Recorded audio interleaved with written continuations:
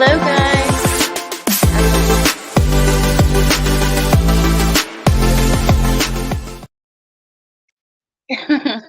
I was trying to play an intro and it was like frozen, then it interrupted me. Oh my gosh, y'all. Today is an off day for me, so forgive me. Hey, Duke. Hey, Jen, Mark, Cheryl. How are you guys? Oh, Woofy. Hey. You guys. Today's an off day for me, and I don't know, just not feeling, I don't feel bad. I just don't feel good. And I'm just in a mood, I guess. But I have this video tonight on Kelly's channel where we'll be talking about the Gabby Petito case on CDT. I hope you guys will be there. I know that'll be really good. So I'm looking forward to that. And I didn't want to reschedule this again because I really want to dig through these documents more. Hey, Elizabeth. Well, thank you, Duke. I actually made that intro for a video I was doing on Melanie, Lori Vallow's best friend. And I just liked it. So sometimes I'll switch around and just play whatever. I'm not too picky about that stuff. Because I have like maybe 8 or 9 intros over here on, on this side, and I'll just choose one. Anyways, like I said, forgive me if I misspeak. I'm not even remembering names correctly. Like Melanie Pulowski, that's her name. Took me a second. But I'm going to share my screen now, and we can get more into these. And we can get more. Oh, sorry. Forgot I took my headphones out.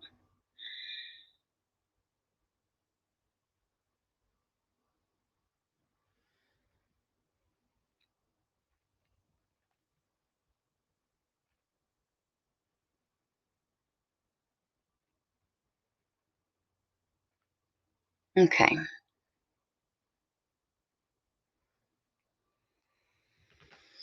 Oh my gosh, you guys. Good thing Bentley's asleep. It makes it a lot easier.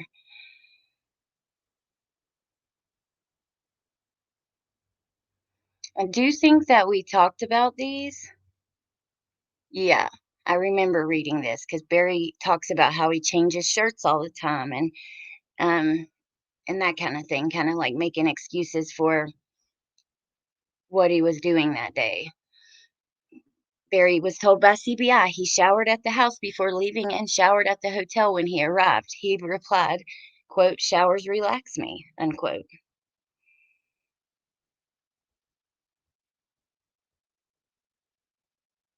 He has an answer for everything.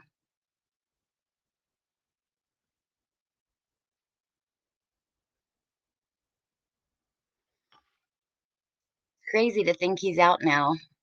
Wonder if he's watching, going through the affidavit with us.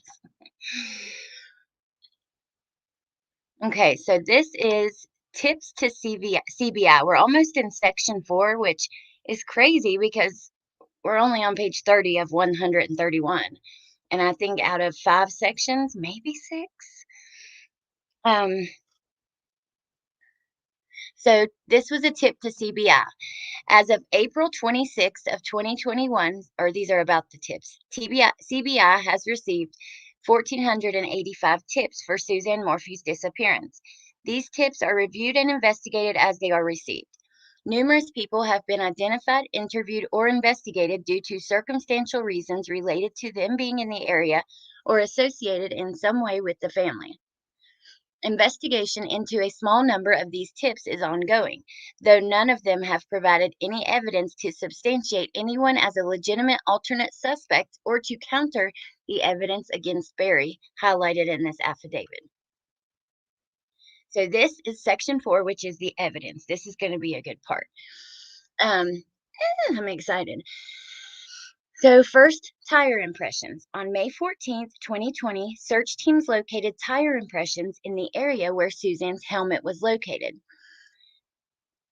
On that same date, the tire impressions were casted by agents with the CBI for late possible comparisons.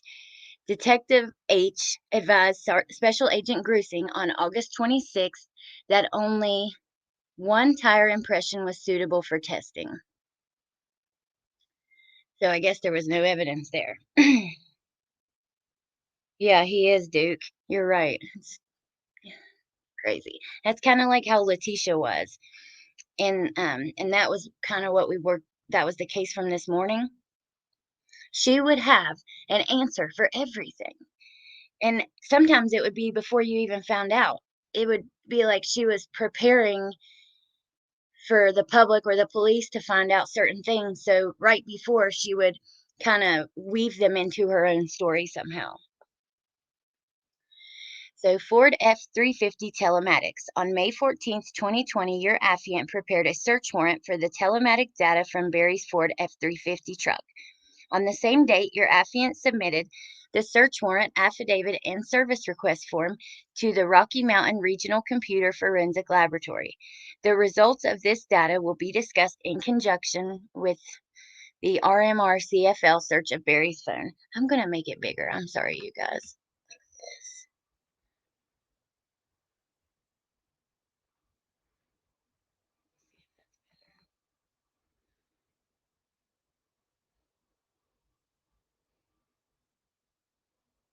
I don't know. I think he probably knew, but he thought that he was smarter. Search of residence on May 20th of 2020. Now, if you guys remember, they were in that house for 9 days. We all thought like they must have found blood or something. Um, so search of the residence. On May 20th of 2020, search efforts were still ongoing at the Morphew residence, searching for evidence related to Suzanne's disappearance. On this date, Detective H located a writing pen. That appears to be the spy pen Sheila Oliver referenced. The pen was located in a cloth bin amongst women's bras. The cloth bin and pen were inside the walk-in closet in the master bedroom, located on the ground level of the residence. Detective H located with the pen the controller and headphones for playback and a USB cable. Spy pen recordings. Oh, this is interesting. On This is compelling. Sorry. Just trying to find other words for interesting. Um, on May 23rd of 2020, Detective H transported the seized memos audio recording pen to the Colorado Springs Police Department Digital Forensics Unit. Colorado Springs Police Department Detective Brian Rogers conducted the search and data recovery of the memo's pen content. Some of the audio files on the pen were deleted. However, two of those deleted audio files were retrieved during the search and analysis by Detective Rogers. On May 24th of 2020, Detective H started reviewing the audio on the recording pen. The recordings appear to run from February 2020 to March of 2020 based upon the context. Detective H gathered the following information. Suzanne communicated with two different male voices. One self-identified as Barry and the other was identified by Suzanne as Jeff. One of two conversations between Suzanne and Jeff sounded to be of an intimate nature. The conversations between Suzanne and Barry is confrontational and their voices are raised. Under the file numbered March 22nd of 2020, Suzanne appears to place her recording pen in the truck of Barry as he took a trip to Pueblo.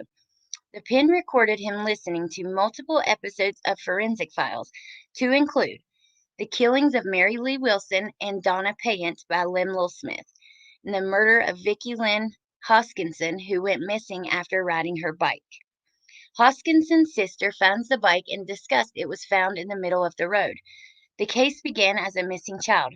Her family pleaded on TV for her return.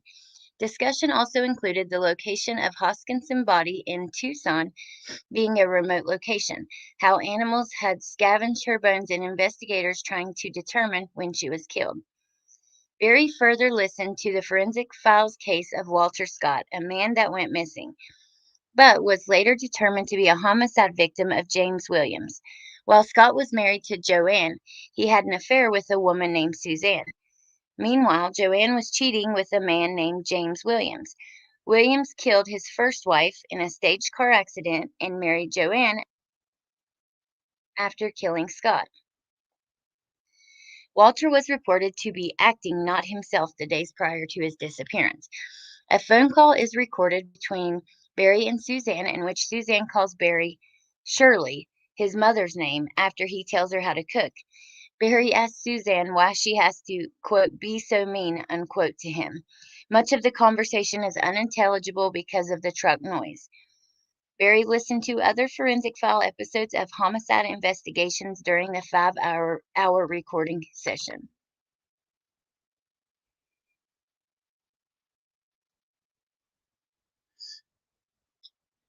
Sergeant H and FBI agents Stephanie Benitez and Kenneth Harris listened to the recordings on the spy pen and collaborated with RMRCFL to attempt to mitigate the background noises that interfered with the audio. The following relevant portions were recovered. In March of 2020, Suzanne told Barry the following: "This is all I hear every day. This is all I hear every day. What I'm not, what I think, what I'm not, what I should think. Undecipherable. I am not listening to that anymore. Listen to me. Listen to me." Barry interrupting. "Listen to me. Listen to me. I have lived for years being told how I should feel, how I should act, how I should look, what I should drink, what I shouldn't drink, what I should put in my body, what I shouldn't put in my body." Undecipherable. I fell into this. This is not undecipherable. Controlling. More talking. It's not okay. Front and back. Unquote. Later in the conversation, Suzanne and Barry were arguing. "Suzanne, you want me to just..." Barry, "No, I am just asking you to." Suzanne, "Blindly go into this." Barry, "You don't have to blindly do anything. I'll make plenty of money this year to pay you back." Suzanne, "I don't want to talk about it since you yelled at me the other day." Barry, "Okay, I will make plenty of money this year, this summer, to pay you back, probably within a month. This is something that I told you that was important, and you decided to go against my wishes." Suzanne later stated, "It's all about money." Then she added, 80% of our arguments are because of money." She added, "It's money. It's about money." Unquote. At 1 hour, 17 minutes, Barry stated, "If you want your money, I'm going to pay you back. I'm going to make plenty of money. And I told you it was important. You decided to go against my will and my wishes." Suzanne responded with words to the effect of, quote, "Not against it. You brought it up and we talked about it." Unquote. Wonder if Suzanne, you don't have to be sorry you have a question. Hey, Shar, that's okay. And I only want, you guys, what you're doing in your lives, your kids, and all of that stuff always is most important. And I understand. I appreciate you guys helping me when you can. And please don't ever feel, you know, you know what I'm saying. And Cheryl, you can ask as many questions as you want. Don't be sorry. Both of y'all apologizing for things you shouldn't. Have another question. I wonder if Suzanne listened to her spy pen, heard all this stuff that Barry was listening to. I don't know. I wonder that too. Special Agent, this is Suzanne's conversations with Jeff, okay? Special Agent Harris provided the following synopsis on Suzanne's recording with Jeff that occurred during her February 2020 trip to Florida. Jeff is driving north on 75 during their conversation. Jeff talks about a potential job and says he can't take it. Suzanne asks why and mentions the weather in Michigan in February. Interstate 75 does travel north to south through Michigan. Jeff and Suzanne appear to be talking possibly about trying to meet up around Valentine's Day. Suzanne seems to reference being sure that Barry would be at home at the time and would not show up. There is a reference in the Suzanne and Jeff conversation to Tuesday the 11th and Valentine's Day, as if they are still coming up and possibly talking about or making plans for those dates. At 21:08, Suzanne takes a call on speakerphone. She stated, "Hi, sweetie, I'm good. How about you?" Suzanne and the male, presumably Jeff, discussed her trip in Florida. She later stated that Barry was flying to Florida and she thought, quote, "It's just weird, weird stuff. This whole Valentine's Day thing, inaudible. But I was kind of happy to hear that because maybe we are in the clear," unquote. Jeff replied, quote, "Well, like I said, I don't want it to be a stressful thing. I just don't." Stated, obviously, it's a quote after that. "Jeff, come on. I'm the one who started the whole ball rolling." She added, "I mean, there's a lot that went on last week that I haven't told you about, and not good stuff. So I really think he feels bad about that too. You are not a homewrecker. You are my lover and my sweet friend and the man I love dearly, okay?" Jeff stated, "I won't. I just want you to be happy. That's all." Suzanne replied, "I'm looking at the man who makes me happy." Hey, Archimedes girl. Hey, Jessica Lynn. She had the pin because she was trying to catch Barry cheating on her. She thought he was cheating. That's what I got from it anyways, from the court, like, since it's only tweets. Yes, this is live, Vicky. Hello, how are you? Happy to see you here. You can make us laugh a little bit while we're going through. So, tranquilizer. On May 19th of 2020, Colorado Springs, that's, I don't know what that is for, but Colorado Springs Police Department, Scott Hemshoot, maybe officer? No, I don't know. Scott Hemshoot was present during the search of 19057 Puma Path in the laundry room and was asked to collect a new dart box, empty. I think that's how you say that. One plastic hypodermic cover, one new dart book from safe in garage, one dart box from under the bench in garage, among other items. The plastic cover was located by evidence search teams in the dryer inside of the sheets belonging to their daughter. These items were sent to the CBI laboratory for testing.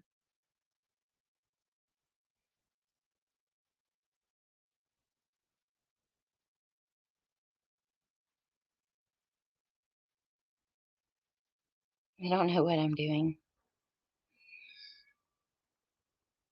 CR 105 search. On May 22nd, 2020, at approximately 9:05 a.m., pursuant to the issuance of a search warrant, teams, along with canines and canine handlers, searched the property at 6962 County Road 105, a site where Barry had been conducting earthwork since April of 2020. A local resident had reported heavy machinery being used late at night on Saturday, May 9th of 2020. During this search, 3 canines were ran blindly and individually across the property. NecroSearch and the FBI Evidence Response Team worked with Colorado Springs and CBI to remove portions of the poured concrete slab and search through the new construction. Now, I remember when this happened. Um, a second excavation was conducted at the property in attempts to find the remains of Suzanne. Results were negative. I do believe when her brother went there, this is the one that had,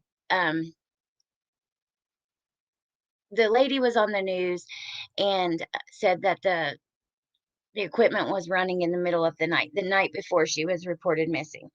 And then there was also a beach, and that's what Larry or Barry was working on, was that little beach, and the retaining wall on the beach did change its shape quite a bit. Suzanne's brother, when he did that big search, had volunteers who brought dogs who did hit at that beach. But then I believe it was searched more after that, and they still found nothing. I'm always curious if they searched that location enough. Hey, Coda Mini Colors.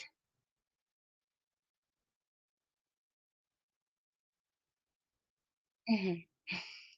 Been in a lot before. I just feel like I'm drunk today, but I am not. I'm very sober.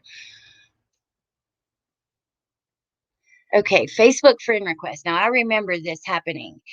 This was one of the odd things that happened the day she went missing. So late that night, I believe that her account requested a bunch of people, but let's read and find out. Subsequent to the issuance of a search warrant, your affiant received the Facebook business record for the account of Suzanne Morphew. FBI Special Agent Grusing and FBI Staff Operations Specialist Robert Boss reviewed the results.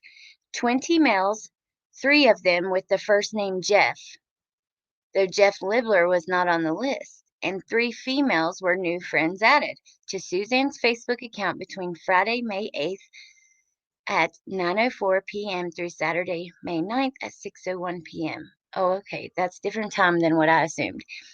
From a cursory review of Suzanne's account dating back to January 1st of 2020, these friends requests were out of the norm for Suzanne. Though Suzanne received over 20 friend requests from others in 2020, her Facebook account profile initiated no friend request until May 8th. Of the 23 people who received Suzanne's request, none of them were able to confirm with Suzanne that it was actually her who sent the request. FBI in Colorado Springs interviewed over 10 of these recipients, most of whom live in Indiana. I wonder if he heard the spy pen recordings where she called him Jeff, and that's why he requested all these people with the name of Jeff. That's interesting right there. Oh, thank you, Dave, so much. I appreciate that. Thank you, guys. Thank you, Jessica and Mark and all of you guys. Um, okay.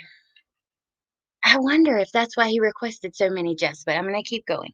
Derek Thurston, who received a request from Suzanne's account on May 10th of 2020 at 10:12 a.m., said he knew Suzanne from junior high and high school in Alexandria, but was not a close friend of hers.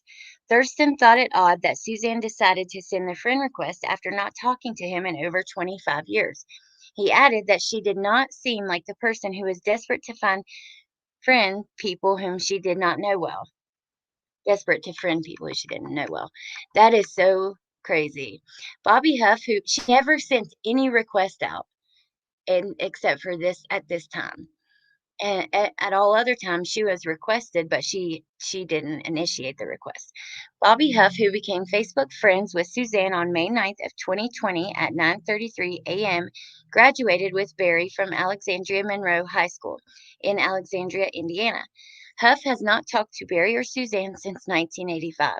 Huff stated that Suzanne would never see me and friend me on Facebook. That was a quote. Huff explained that her sending off the invitation felt quote unquote weird to him and not something Suzanne would do after such a long time of not speaking, especially the day before she disappeared. Huff added that many rumors were flying around Alexandria that Suzanne and Barry were not happy in their marriage, that Barry was in financial trouble, and that he was involved in shady business dealings. Shane Phipps became Facebook friends with Suzanne at 9:08 p.m. Phipps said that he did not know Suzanne because she was younger than him, but he and Barry knew each other from AMHS since Phipps was 1 year older than Barry. Wade Pulliam called the Suzanne Morphew tip line. Pulliam wanted to report receiving a Facebook request from Suzanne on May 8th, 2020 at 10:05 a.m., which he found strange because he has not spoken with her in 30 plus years. Then Ricky King became Facebook friends with Suzanne on May 9th at 9:31 a.m. King had his phone with him when he received the friend request on that Saturday, May 9th. He accepted the request, though he had no real contact with Suzanne or Barry since high school. King described the friend request as quote unquote strange, considering the timing and the fact that he did not know Suzanne or Barry very well.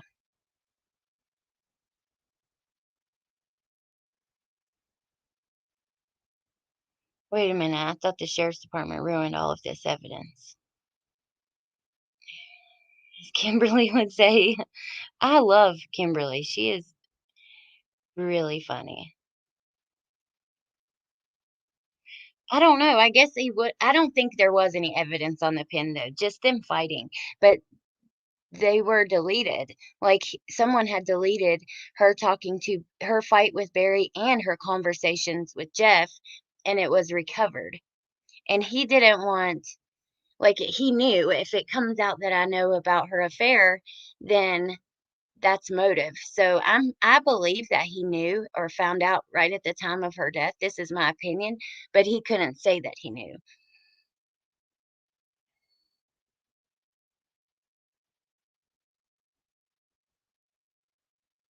Yeah.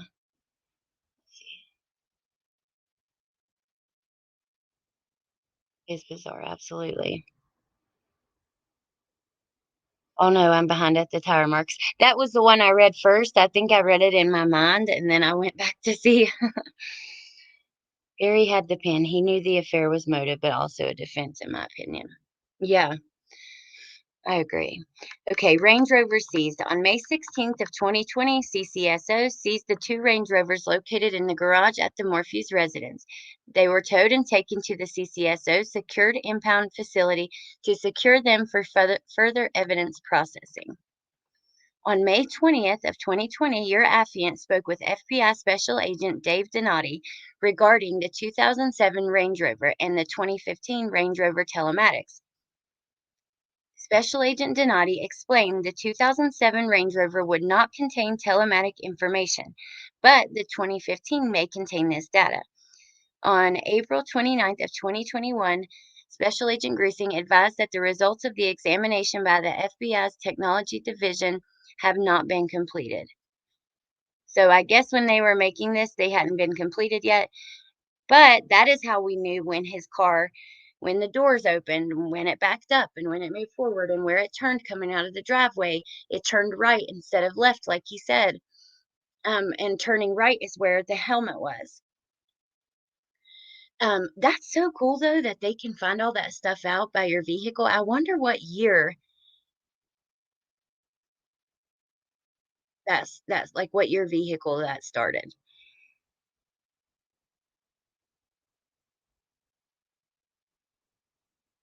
Awesome, Dave. Well, welcome. Welcome to the family.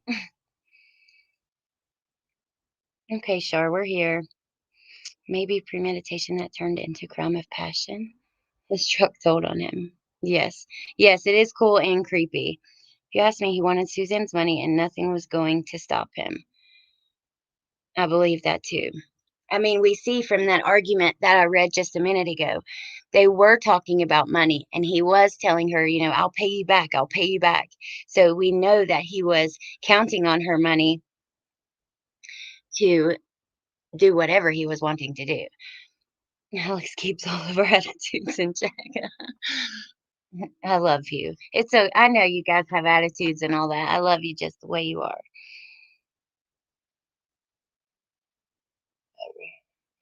For me that they didn't see Suzanne's car till 6 days after she went missing.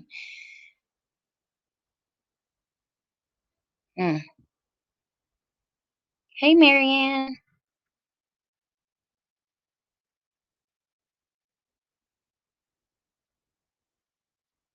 They talk you into their plan, like he wouldn't take it any other way. Okay, on May 12th of 2020, your affiant spoke with Special Agent Kevin Hoyland with the FBI Cellular Analysis Survey team. Special Agent Hoyland requested that cellular records be obtained for 1 month prior to law enforcement being notified on May 10th of 2020 when Suzanne went missing. And side note, the FBI can do some incredible things with phones. And we learned that, right, in the Lori Vallow and Chad Daybell case when the FBI agent took the stand at the pretrial hearing and was telling how he knew exactly where the bodies were and all this stuff based on the phones. And it's crazy because they can get stuff off that's been deleted. It's crazy the stuff they can do. Wolfie. Not me. I am perfectly perfect. Right? They didn't seize until the 16th. Interesting. Intriguing. Sorry. I can't.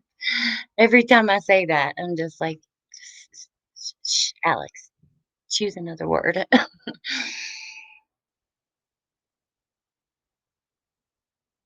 Jessica, yes, that is so true. He creeped up on her while she was talking to the captain from her back force. Her replies to text ended. Thought provoking. There you go, Alley Cattails. That's a good one. Sally, I think you're right there. Okay. Hoyland explained the records will be useful to establish a pattern of life for Suzanne.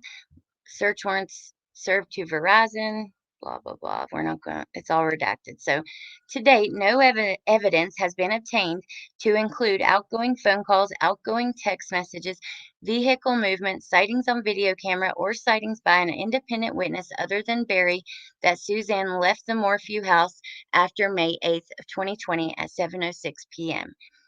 FBI Special Agent Grusing, computer scientist Brian Turner, and cast agent Hoyland, along with personnel from the RMRCFL, have examined Barry's cell phone. Special Agent Grusing wrote the following regarding his cell phone content as it relates to her disappearance. From 5:41 p.m. on Friday, May 8th through Sunday, May 10th, 2020, all 11 calls between Barry and Suzanne are outgoing from Barry to Suzanne. Out of 58 voicemails on Barry's phone, none are from Suzanne. Barry deleted numerous calls between himself and Suzanne from May 4th to the 5th in 2020. When asked by FBI agents in April why he deleted those calls, he said in April of 2021, he said he did not recall doing so and he must have been freeing up space on his phone. And time out. Remember, I told you guys in the last time or the time before, the only reason they knew about Suzanne sending a message to Barry that she wanted it to be over was because he accidentally screenshot it. You know how I do it all the time, and he never deleted that because he did delete the text messages and they weren't able to be recovered. Um, okay, this is so gross, but on January 7th of 2020, Barry's phone searched how to make a girl on YouTube, y'all can see, recovered from deleted web searches on Barry's phone. I have to be better about not saying like all the worst words anyways. But that's just gross. Barry's phone searched like Barry's older man, younger women relationships on YouTube. Recovered from deleted web searches on Barry's phone. On January 8th of 2020, Barry's phone searched the Facebook help page. I can't reset my Facebook password because I can't access the email or phone number on my account. Help Center recovered from deleted web searches on Barry's phone. Wow. On January 24th of 2020, Barry's phone searched third base, my first hand job, Dear Teen Diary, 9th grade, entry 14, YouTube. What? I like the word intriguing. It's intriguing.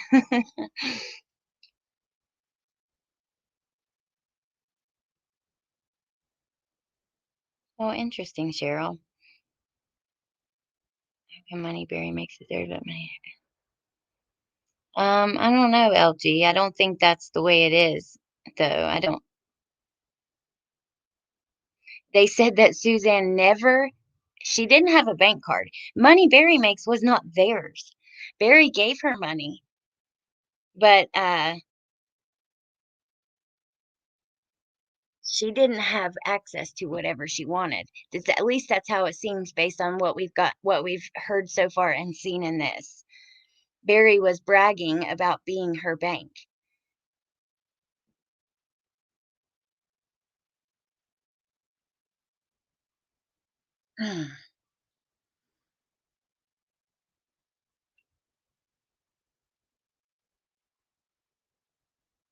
And just a little thing to my mods, if anybody does like if I miss it, because I try to be on top of the comments, but reading this, I can't really see them.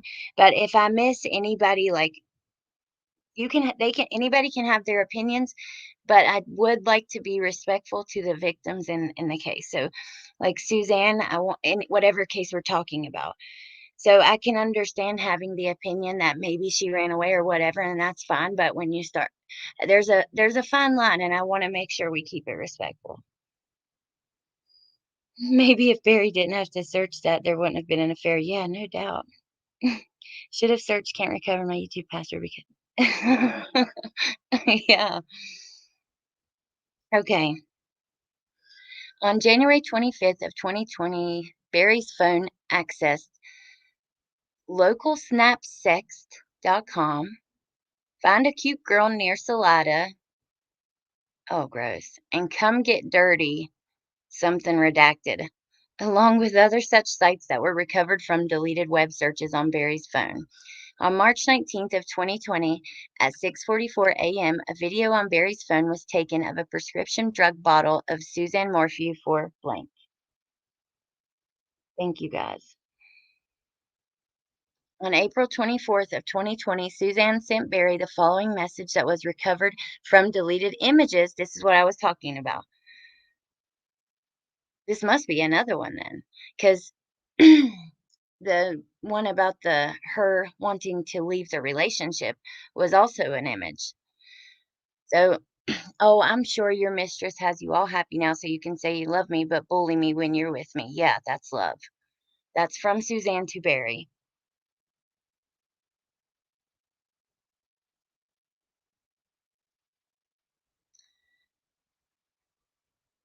RMR CFL examiner Jim Stevens found the above image as one that Barry likely swiped the message off his screen and swiped image was saved. This message was not recovered separately in Suzanne's iCloud storage or Barry's phone. On May 4th of 2020, at 4:04 p.m., Barry made an outgoing call to Suzanne that lasted 3 seconds. This was the first logged call in Barry's phone to or from Suzanne since February 7th of 2020. In an additional 6 calls, incoming and outgoing, between Suzanne and Barry were made that day until 6:07 p.m. For the context of examining data from Barry's phone, a comparison of the locations from his Ford F-350 as gathered from the return of the search warrant for Telematics, together with the Verizon return from Suzanne's phone per search warrant return, are included by Special Agent Greasing for the dates of May 5th through May 10th. On May 6th, Barry called Suzanne 6 consecutive times between 8:06 a.m. and 8:13 a.m. before she sent the aforementioned "I'm done, let's handle this civilly" message at 10:13 a.m. That message was recovered from RMR CFL as a deleted image from Barry's phone. So that's the one I was talking about. That must have been a habit of his that he didn't even maybe realize he did. I don't know. On May 6th of 2020, from 2:43 p.m. to 5 p.m., Suzanne received 4 messages deleted from Barry's phone prior to seizure of his phone on May 13th from Barry, which referenced, "When I'm dead, going to see my Savior, and this life on earth is a mere grain of sand compared to eternity." Wait, let's reread that. On May 6th, Suzanne received 4 messages deleted from Barry's phone from Barry, which referenced, quote, "When I'm dead, going to see my Savior, and this life on earth is a..." That's weird. Hold on one second, you guys. Hello?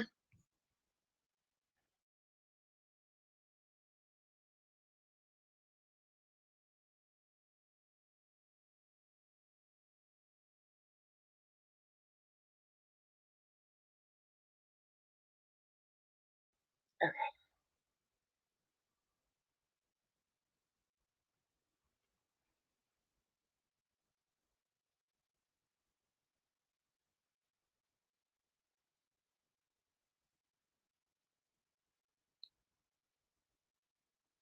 Poor Suzanne. So much emotional abuse. Sorry, you guys.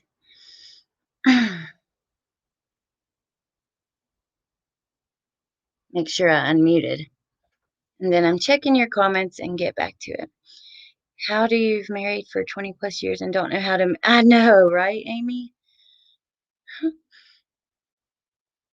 Hit the like button if you've met a man that needs to search.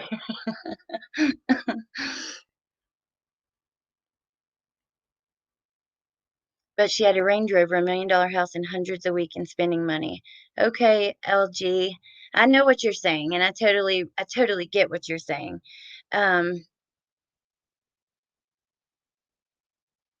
But I disagree. I don't think that her inheritance should have been his or anything. That's her inheritance. And I think that they were married. That's what he wanted to do. She had cancer and stuff. I mean, he should have been taking care of her. That's just my opinion.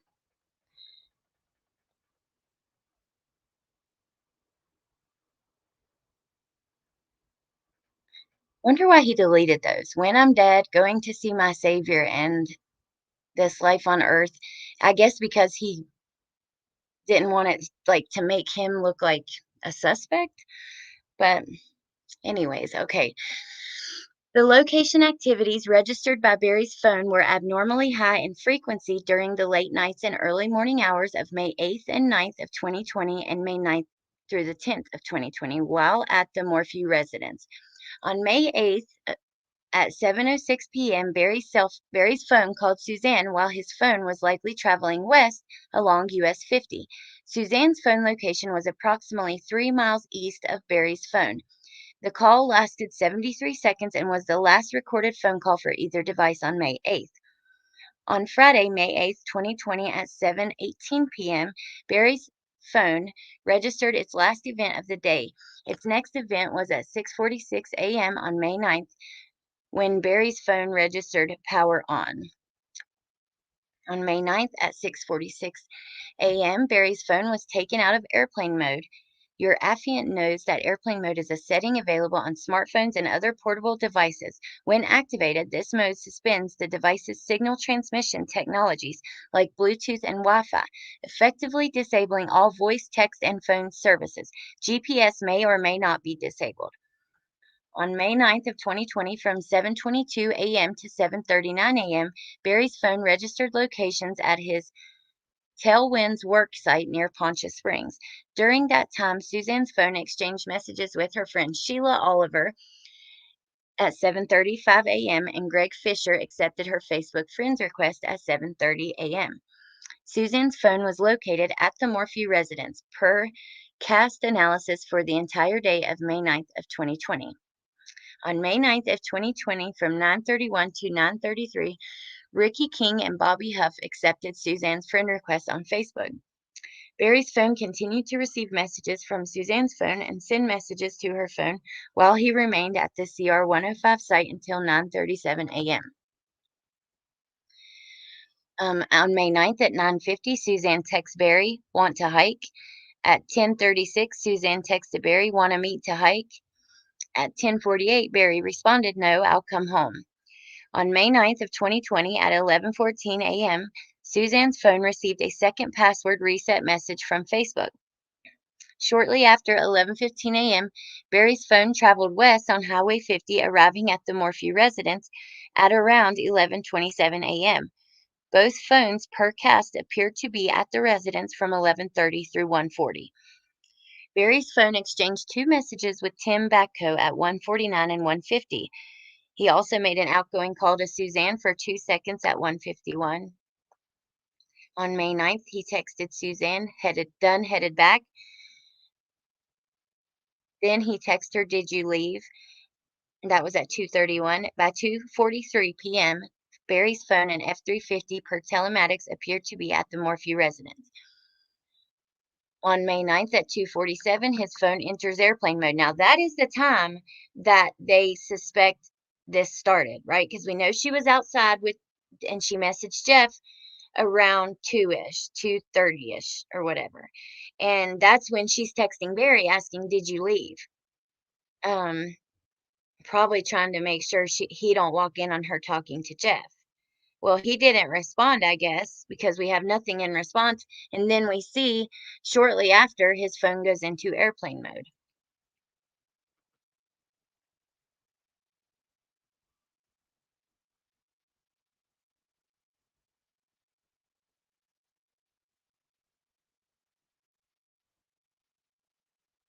Jade, I don't know either. I mean, I think he did it, but I don't know that I think they've shown enough for like for an entire jury to say that he did. So I don't know. And that's based on really a lot of the comments that I've gotten. I've seen a lot of people share that opinion that you have, Jade.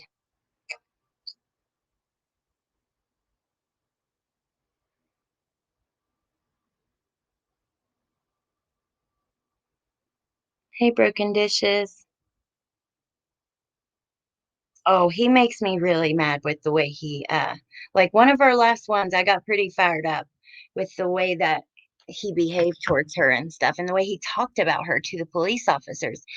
Like it was just like Gabby Petito, that Kate, her boyfriend, she mentions in the body cam, he told her that she couldn't, she says, he doesn't think I can do it, or something like that. And then he calls her website, her little website, just little ways of putting her down. And Barry does that exact same thing. So on May 9th at 10:17 p.m., an airplane mode off event started on Barry's phone, and the phone was then powered on at 4:32 a.m. The phone was then powered on at 4:32 a.m. on May 10th. That May 9th through 10th night, approximately 210 locations for Barry's phone registered near the Morphew residence, compared to 0 to 2 locations on previous nights from May 1 through May 8th. On May 10th of 2020, Barry's phone display came on and his device was unlocked at 3:56 a.m. On May 10th of 2020, from 3:25 to 3:48 a.m., the Ford F-350 registered 0 miles per hour with GPS at Morphew residence as the doors opened and closed multiple times. Special Agent Hoyland noted over 80 events involving the F-350 during this time frame. The location data for Suzanne's phone last registered with a tower near the Morphew residence at 4:23 a.m. Further events of Barry's phone records are documented under the Surveillance Video Broomfield section, which is where we are now. Broomfield, oh, we get a photo of one of the pictures they were talking about in court. Okay. Video footage was collected by the Colorado Bureau of Investigation from the Holiday Inn Express. The following timeline of events include the surveillance video telematics of Barry's truck and his phone activities. At 8:14 a.m., Barry's phone was at the Holiday Inn Express in Broomfield. At 8:41, Barry texted Suzanne, I made it to Broomfield. Call me when you get a chance, unquote. At 8:46 a.m., Barry walked into the hotel carrying 2 white trash bags and a khaki backpack, a pair of boots, a dark-colored item, and a piece of clothing with blue teal coloring. Dang it, I wish that I had a way to,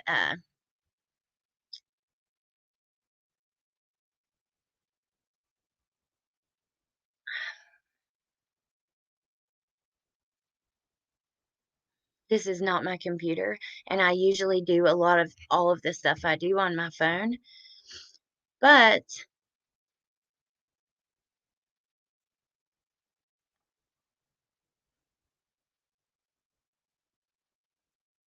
dang, no, it won't let me just save the photo, will it? No.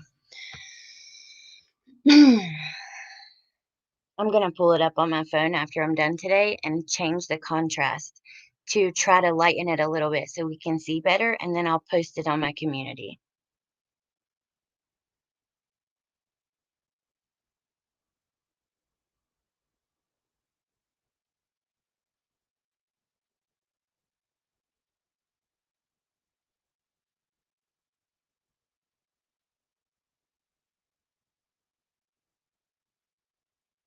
Okay, that is really crazy.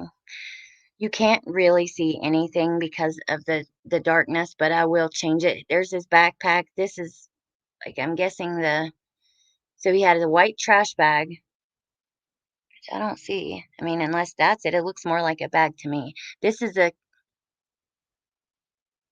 khaki bag, I guess. The boots are right here. You can see the sole, like the top of the back, and then this is the inside sole, and then the tongue, and then this is the back right here. I know how hard it is to see this, like, on from here on a phone or whatever, so I'm just trying to point out to you what I can see. Is there any way to change the contrast on the whole computer, like on your phone or whatever, make it brighter? And then this looks like the clothing items. I hope we see the other photos they mentioned. I really, really do, and we probably will. Oh, yep, here's another one. Dang it, you can't see anything in that. Let's read about it, and then at 10:06, they should have to put them in color because they're so hard to see. Like, how is a judge who's reading through it, even if you printed these off, it'd make it even harder. Hey, baked cake. I know, I can't believe it either. It's ugh. Oh, that's awesome, mama 5 boys. Okay. At 10:06 a.m., Barry exited his hotel room. He was carrying the charcoal long sleeve shirt and 2 white bags and a pair of boots. At 10:20, the location of Barry's phone was near the lot of McDonald's. At 10:22 a.m., the driver door of the F-350 opened in the rear parking space of the same McDonald's lot. Barry is seen on video provided to CBI from the First National Bank located adjacent to the McDonald's lot. He is carrying unknown items in his hands and placing items into 2 separate trash cans located on the edge of the McDonald's lot at 10:19 a.m. and 10:41 a.m. From the bank video, Barry exited the truck, walked to a trash can while he held an unknown, smaller object in his left hand and possibly his right hand. He placed something in the can, extended his right arm downward into the can, and walked back to the open driver's door. Barry was oriented towards the inside of the driver's door and the driver's side floor for the next few frames. He walked to the same trash can, possibly with an item in his right hand, extended his right arm into the can, then placed both hands and arms into the can. So this is him, right? There's the legs, I guess. You really can't see. Here's the truck, it looks like. Can you guys see that? Hey, Shannon. Hope you're having a good day. Maybe the judge didn't read it, and that's why Barry's out. Drag down the top right corner and you will see the brightness bar. Slide up and down. What do you mean? Top right corner. Um,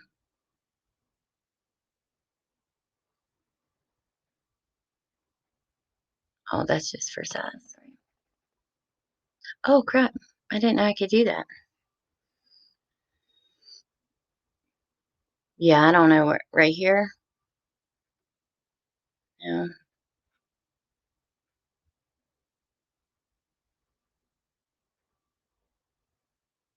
Yeah, I have no idea, Woofy. Yeah, on a laptop.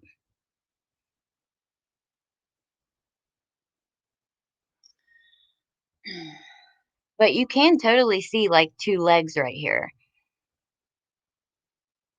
See?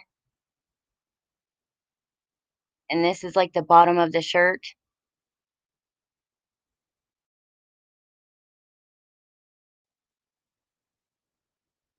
Look on the keyboard.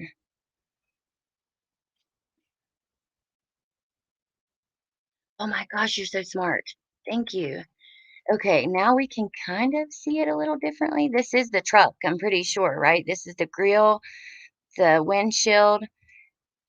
Uh, these look like legs, but I don't know what's right there. Let's go back to that other photo though, just for a quick second. Yes, now you can see it better. You can even see his eyes. He looks just sneaky. He even looks sneaky in the photo. Trying to look at his clothes. See, those are the 2 boots. He's wearing boots, but he has on or he's carrying boots. This is the cloth. This is that tan bag. And then the book bag. Why did he have, oh my God. I just wish so bad that I could see inside that hotel room. Thank you for that. That's as bright as it goes, but we can still see more. But I still want to take these photos. I'll get them on my phone and like play around with the different lighting and stuff. Oh, Shar, you said on the keyboard too. Thank you. Good evening, Daisy.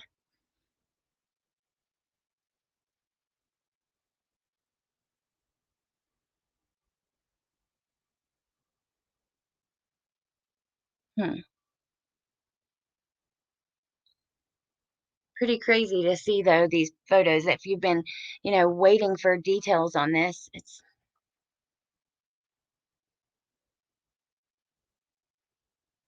Barry returned to the truck, oriented to the inner portion of the driver's side door. After a few frames, he turned with his hands together and walked to a trash can across the lot. He returned to his truck and drove away. From 10:47 a.m. to 11:18 a.m., the location of Barry's phone was in or beside the lot of the men's warehouse in Broomfield. From 11:50 to 11:17, the driver and passenger doors were opened and closed at least 7 times in the parking lot near Men's Warehouse in Broomfield. At 11:23 a.m., the locations of Barry's phone and truck were at the Holiday Inn Express.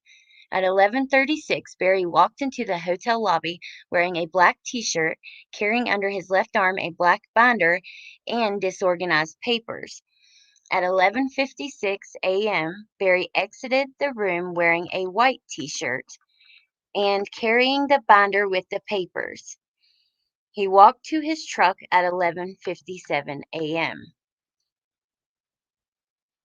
So here he is with the binder with remember the guy that came into the room after him said that there was a paper in the trash.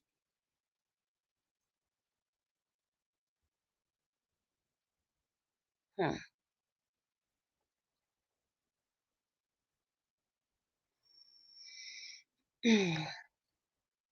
From 11:57 to 12:25, Barry's phone was near the Via Vara work site for the wall. At 12:06 p.m., Barry made an outgoing call to blank. From 12:28 to 12:29, the location of Barry's phone was at the Holiday Inn Express. At 12:36, Barry arrived at the hotel parking lot in his truck. He got out of the truck and carried one white trash bag, larger in size than the previous bags, in one hand. In the other hand, he carried a black container along with a green item, possibly a piece of clothing. At 12:38 p.m., Barry placed bags, a black container, and clothing from his truck inside the or beside the curb near the hotel lobby. He then walked to his truck, appeared to pick up a small item from the inside, picked up the trash bag, coat, and container, and walked towards the dumpsters at the end of the lot. So here we can see him setting the stuff down. There he is, and there's him circled. And then that last one, I'm not sure what that is. Mm. Why are you throwing away at so many different places? That makes no sense. And during the hearing, people were saying, well, he's a construction worker. He has his own business. He's Well, that still makes no sense. A lot of times they will get dumpsters just for the construction workers brought to the job sites. Like the construction company will do it, or the place that is paying for the work done will do it. But most times they have their own dumpsters. Even if they don't, why would you put it in so many different dumpsters? You know? Why so many stops? And if unless you're trying purposely to not have everything together. Sorry, phone crashed.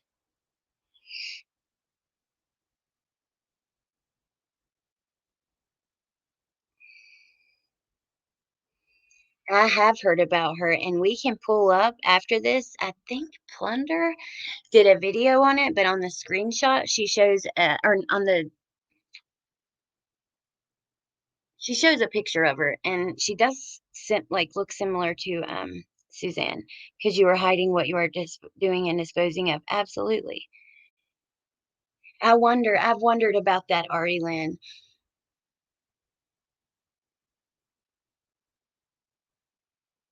Mm. We will look this up in just a minute. I gotta see more. I have seen a little bit about it, but I didn't watch the video, so I don't know details. But I know that this girl has was mentioned long before. I remember hearing that name. It's Shoshana, I think, and that's not a name that you hear very often. Okay, so Barry walked back across the lot towards the hotel lobby with nothing in his hands. He threw all that stuff away. Wonder what that is.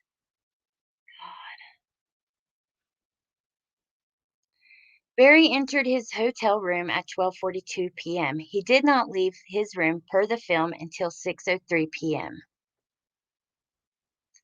The first photo depicts Barry walking towards his room. The second is him walking away. Oh, this is up there, wearing a different shirt. And we just looked at those, which is these. I usually don't always read the footnotes, but with the photos, I want to. So,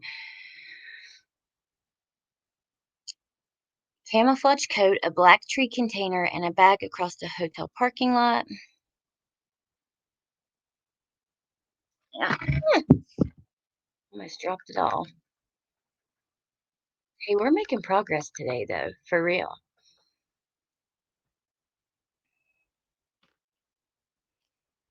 I agree, baked cake. I don't think so either. Okay, at 3:30 p.m., Barry sent an outgoing message to Suzanne, "Call me."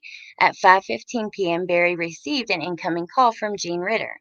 At 5:45, Barry received another incoming call from Jean and Martin Ritter. At 5:57, the telematics of the Ford F-350 registered GPS coordinates at the Holiday Inn parking lot. At 6:03, Barry exited his room wearing a black shirt with his khaki backpack on his back. At 6:05, Barry made an outgoing call to Martin Ritter. At 6:06, he pulled his truck in front of the hotel and walked into the lobby before walking back out of the lobby at 6:08. At 6:09, he made an outgoing call to Morgan Gentile. At 6:10, Barry entered the lobby carrying two shovels and placed them beside the front desk. He made subsequent trips placing more tools in the same spot. But Morgan said that they didn't have the tools they needed for the job. He's, I guess, just trying to make it look like he was leaving tools because I do recall her saying, both of the people saying that there was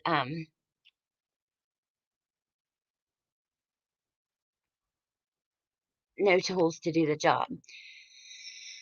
At 6:12 p.m., Barry left the hotel lot in his truck. At 6:20 p.m., Barry made an outgoing call to blank.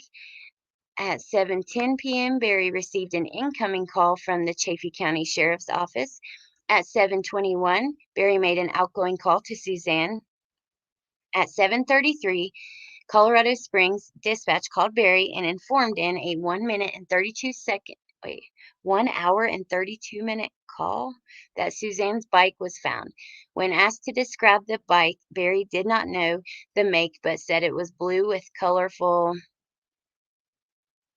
pedals. Barry started crying and asked, "They found a bike?" He said he was heading that way and asked, "Did they? Did they find the phone?"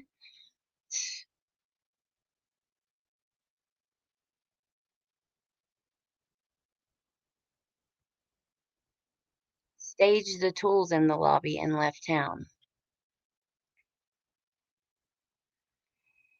At about 10:30 p.m., Morgan Gentile arrived at the Holiday Inn Express and checked into Barry's room. Returns for Suzanne's phone and iCloud accounts. On May 28th of 2020, Apple Inc. recorded records pursuant to a search warrant for Suzanne's account for email blank that was associated with an Apple account created on January 16th of 2019. This account also listed Suzanne's name, address, and phone number. Apple provides a separate identifier known as a person ID, which is understood to be unique to an individual subscriber. In those same Apple records, that person ID associated with Suzanne logged multiple updates to applications through the iTunes Store, including for both LinkedIn and WhatsApp applications. This indicates that Suzanne had WhatsApp and LinkedIn installed on her device through May 9th of 2020, when the last update was logged for each.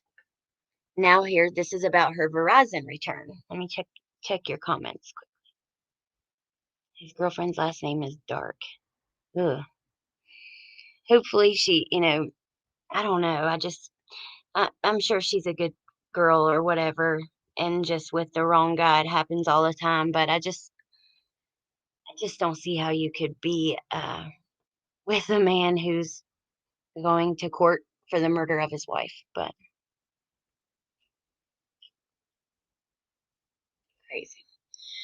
Per location coordinates received from the search warrant served on Suzanne's Verizon account, Special Agent Grusing determined that she traveled to Florida, staying in various hotels in Naples and Marco Island between January 31st and February 16th of 2020.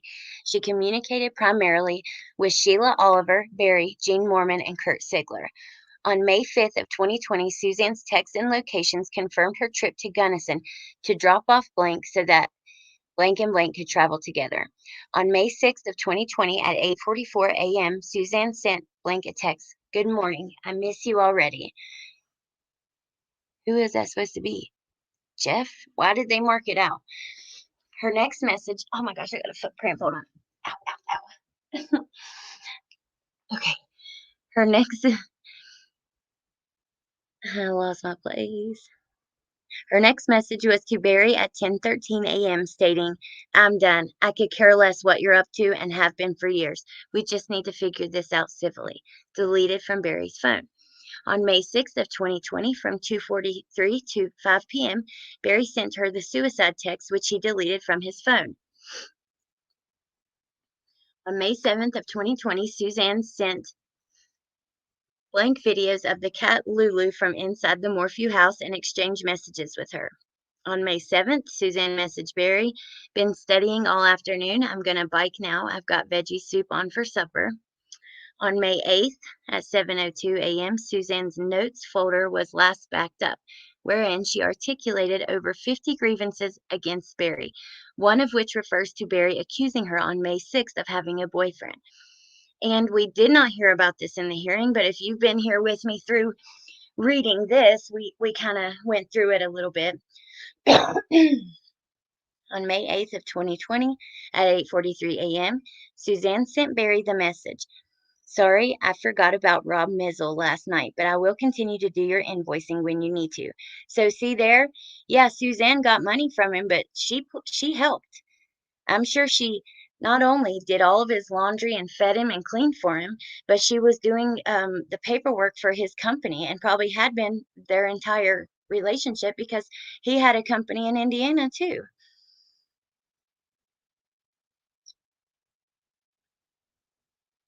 On May 8th, from 9:01 a.m. to 9:28 a.m., Suzanne messaged Melinda Baumunk, quote, it's hard dealing with the harsh abrasiveness and having to show respect.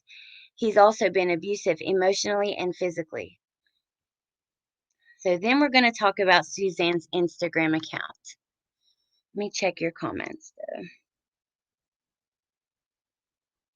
Yeah, Morgan Gentile Marianne was one of his workers, if that was who you were talking about.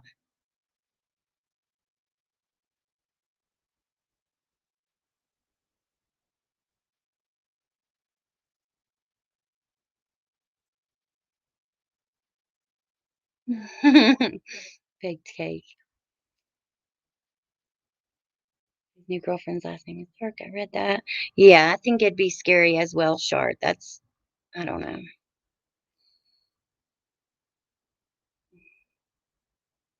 His new girlfriend stated that, quote, everyone thinks I look like Suzanne. My opinion is she wishes. Why would you be? That's crazy. She said that. I mean, I wonder how long until he starts controlling her and being like emotionally abusive and all that.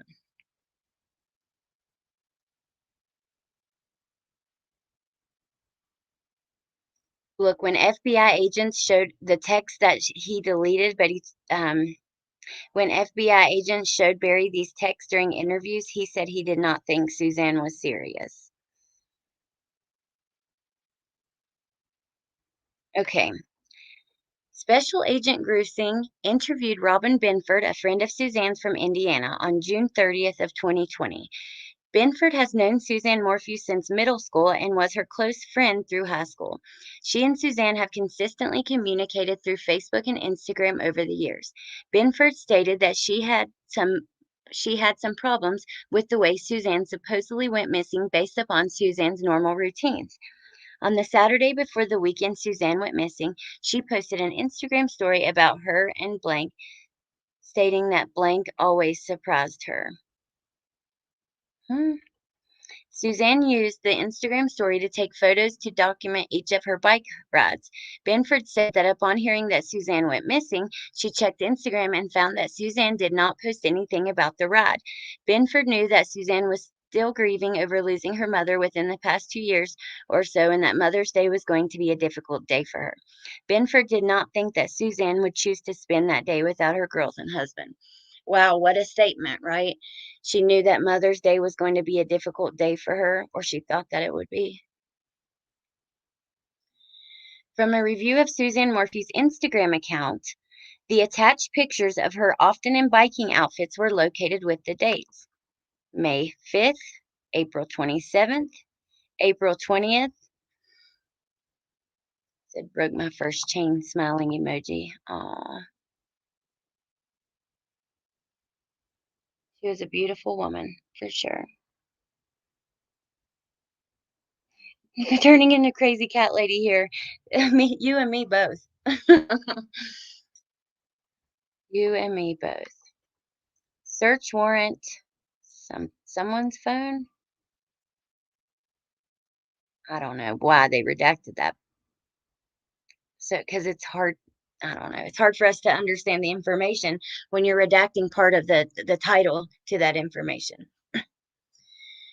Her Verizon warrant served on blank's cell phone. The following message was sent from blank on May 10th at 3:50. I'm just so sad, and blank and I texted mom for Mother's Day, and she still hasn't answered, and I'm scared. Oh, okay, one of the girls.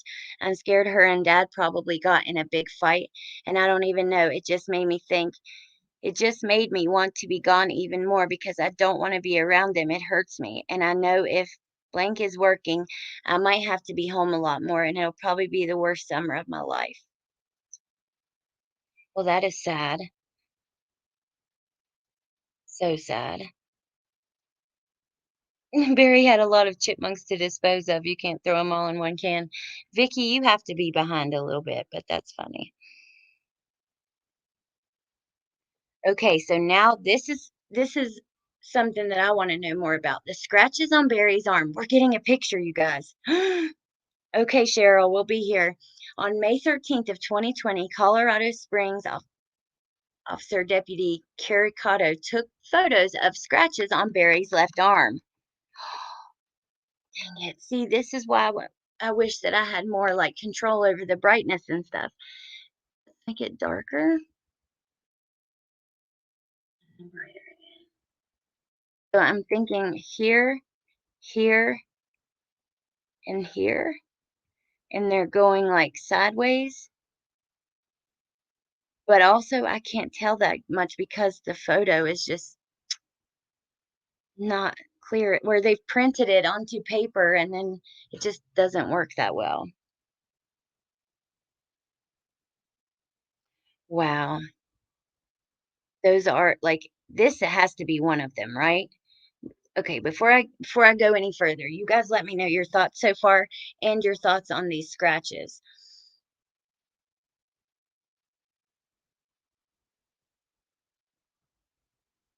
I can see it though, Alex. Okay, good. Oh my God. Is that not so sad? It just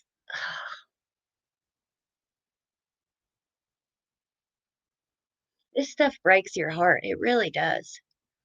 It just really does.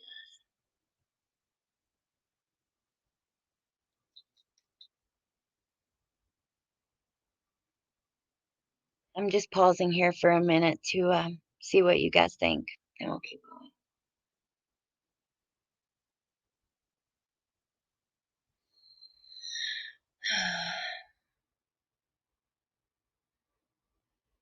These scratches are defense wounds.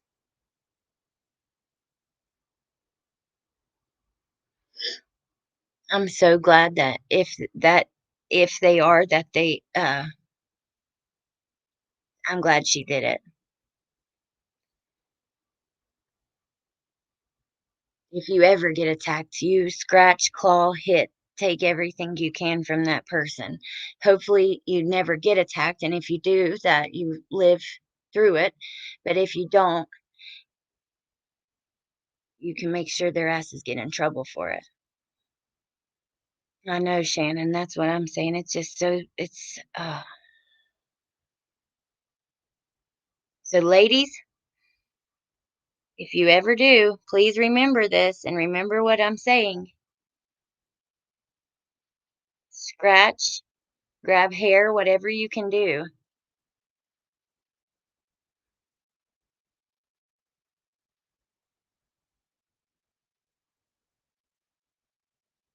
I'm trying to picture like um where her hands would have to be coming from to scratch it. You know what I mean? Or how, say he was with her arms around, like strangling her. Would that be the right place on his arms that her hands would reach?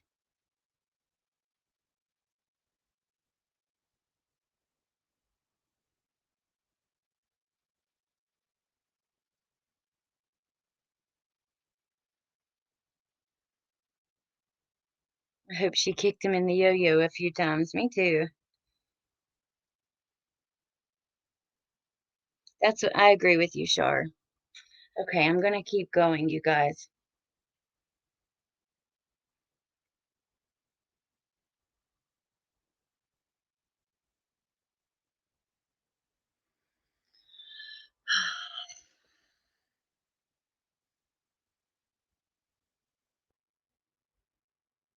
On May 23rd of 2020, the search teams, along with canines and canine handlers, searched the 19507 or 19507, however you say that. I don't I don't know. Puma Path property. During this search, three different canines were used. Each of the three canines were blindly ran and individually during the search. On the west area of the driveway parking lot where a flatbed trailer and Bobcat skid steer are parked, all three canines train final response alerted. The canines used have been trained in a specific way to alert their handlers when they detect possible human decomposition or remains on the so they all three alerted on the top of the trailer. It should be noted on the bed of the trailer there is gravel and dirt. This is an area the canines alerted. All three canines alerted again alerted on the Bobcat, and one of the canines jumped into the Bobcat and tried to lay down on the driver's seat. The Bobcat located on the Morphew's property is identified as the 2018 Bobcat compact skid steer. The flatbed trailer and the Bobcat skid steer are parked directly next to each other.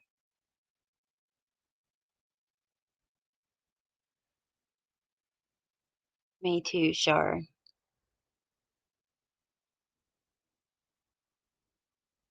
Yes, it was chipmunk scratches. If she was trying to get him to let go. Okay. Bobcat sim removal. On May 28th of 2020, Deputy Randy Caricato, with the assistance of FBI Special Agent David Donati, removed the SIM card from the it's crazy they have a SIM card in the Bobcat, right? From the Cal Amp device. This is the device Agent Graham learned about that Barry had on his Bobcat skid steer. This device utilizes Verizon Connect services and is a GPS tracking device. Special Agent Hoyland spoke with the Special Agent Donati and requested a search warrant be applied for to obtain what data this SIM card may contain. At present, Barry's use of the Bobcat does not appear to be connected to Suzanne's disappearance. Bank accounts. On May 20th of 2020, your affiant served search warrants to Equifax and TransUnion to identify what credit accounts Suzanne and Barry would have currently and or at the time frame of her disappearance. This information was necessary to establish a pattern of life for both Suzanne and Barry, as well as proof of life for Suzanne. On May 28th of 2020, Equifax and TransUnion provided the following are open and active accounts for Suzanne and Barry. So there's their 6 open and active accounts. We have a credit union, Cabela's card, Discover, Victoria's Secret card, Fifth Third Bank, and Credit One. Your affiant has served warrants on these accounts, and the results are being compiled and analyzed by the FBI and a private forensic accountant.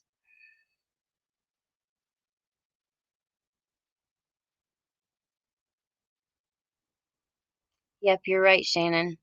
And they should not, they should, I mean, Wouldn't think that they would have hit on that if there wasn't, and the blade was new. The blade. Thank you, Shar. You're the best. Yeah, the blade was new, and also some the nuts and bolts around the blade, or around like where the bucket connects, I guess. I don't know. I really don't know, but we've went over it. I just don't know much about bobcats.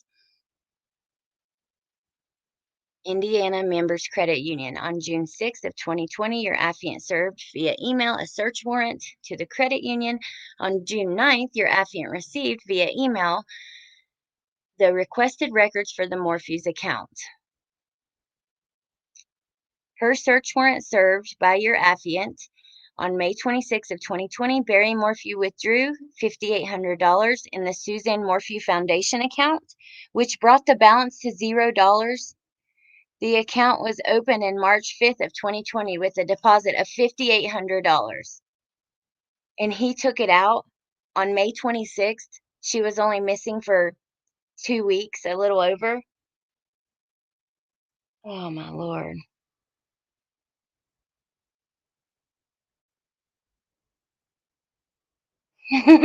Baked cake. Oh my gosh, though, like, come on. Out of the Suzanne Morphew Foundation account, which was some kind of nonprofit, I'm thinking. Possible second device for Barry. On June 11th, your affiant received information from FBI Special Agent Grusing that while reviewing the data from the cell phone extraction of Barry's iPhone, they found a second device associated with Barry's iPhone with a SIMS or with an SMS at 3:43 p.m.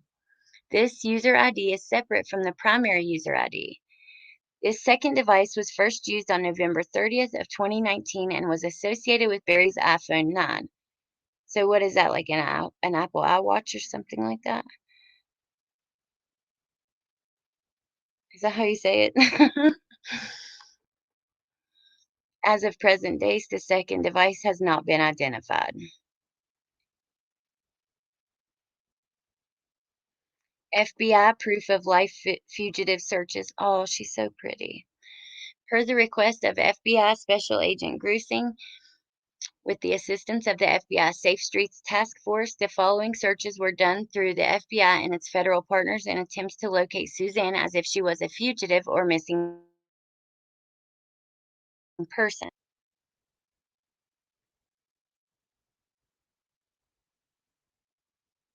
Checked border crossings for Suzanne and provided the following text.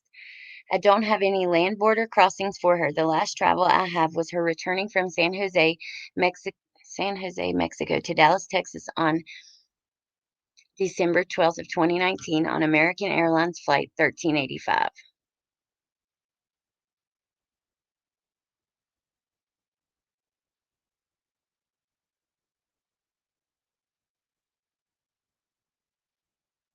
On August 25th of 2020, FBI Special Agent Martin Daniel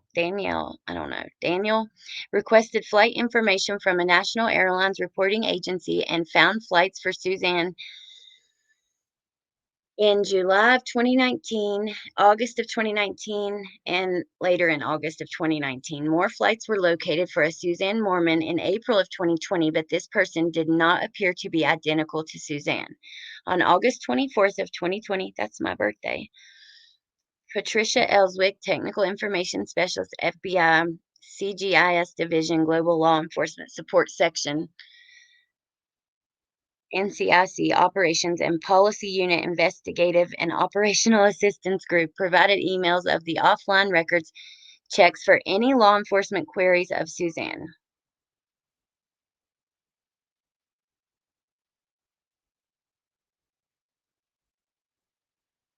So certain officers did checks for her, like a couple of them, because of the widespread news stories.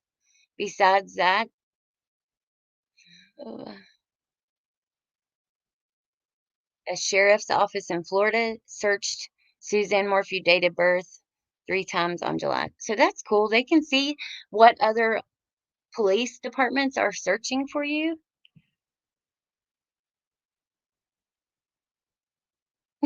I just turned 32. Wow, I can't believe that. But yeah, you look you look young in your picture. Would be nice if it turned out she was a fugitive, but sadly I don't think so. I'm with you, Zoid, totally on that. I would imagine the Rockies are fairly close to Colorado, if anything, if you had time to dispose. Yeah, I think like Colorado is in the Rocky Mountain Range. And they lived, yeah, they were in into the wilderness thing, and they kind of lived in an isolated spot. They had neighbors, but not close neighbors.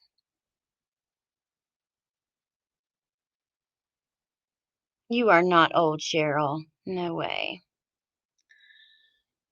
Okay. On August 25th of 2020, Special Agent Grusing spoke with the dispatch operator Joan for Okeechobee's Sheriff's Office and learned that CBI requested a welfare check for Suzanne Morphew because of the Okeechobee address for her father, Gene Mormon. Suzanne was not located. Wyoming State Highway Patrol Dispatch and Loveland PD Dispatch confirmed to Special Agent Grusing on September 1st of 2020 that they had no contact with Suzanne but were simply running an attempt to locate based upon CCSO's entry.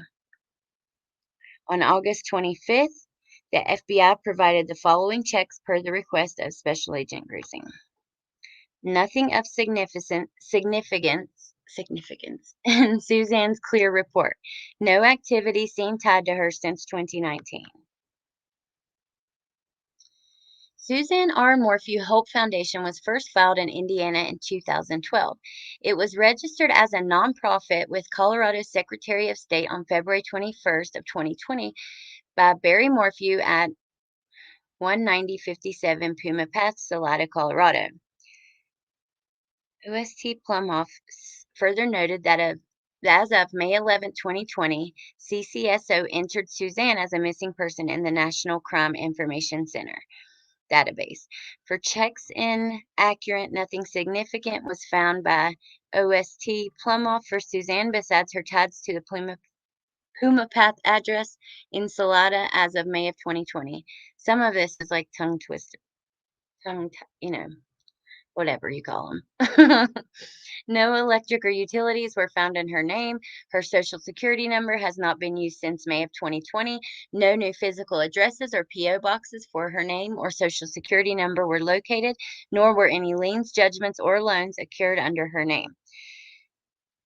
On August 26th of 2020, Kelly Rose Olson requested a nationwide facial analysis, comparison, and evaluation services search for Suzanne Morphew using the photo above. This service, through the FBI's Criminal Justice Information Services system, compares the photo of Suzanne to the issuances of visas and passports, driver's license photos from 18 states, and the Department of Defense automated biometric identification system. To date, none of these databases have provided any biometrics that match those of Suzanne. That is really cool they can do that. But which we know they can do a lot of stuff, and they probably are invading our privacy quite a lot. But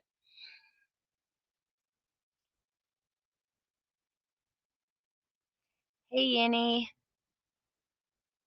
Oh, you're not an oldie, Dave.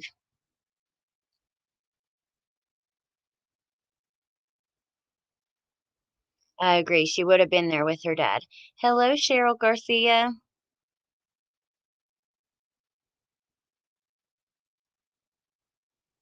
If I wanted to make babies when I was 16.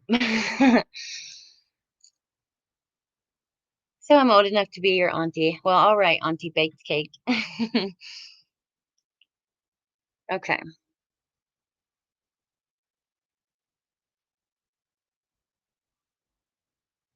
For checks in the internal FBI database, several financial related results on Suzanne and Barry were referenced from 2013 to 2018. It appears they had access to large amounts of cash, The reporting parties were concerned about money structuring. On June 24th of 2020, Barry made a $20,000 deposit at Collegiate Pink Banks in Salida on Suzanne's behalf. He has a history of making large cash deposits and wire transfers. These same checks for Suzanne's proof of life were conducted in March 2021 by the FBI with the same negative results. Now, we are going to get into the CBI laboratory results, which I'm sure include the DNA and all of that we talked about during court.